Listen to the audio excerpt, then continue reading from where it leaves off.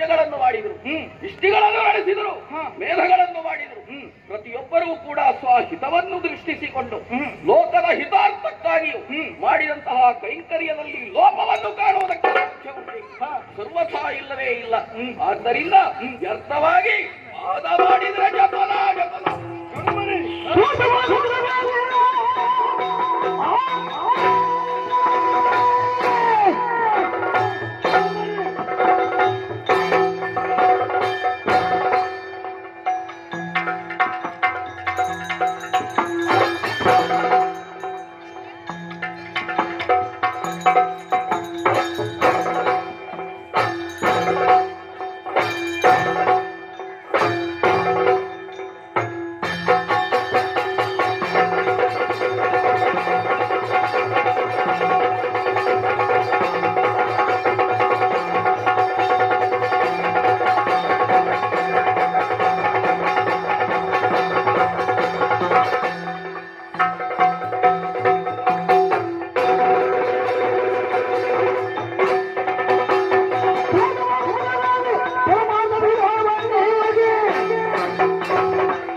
ಹರಗಳನ್ನು ಶಾಂತವನ್ನು ಬಿಡುತ್ತಿದ್ದಾರೆ.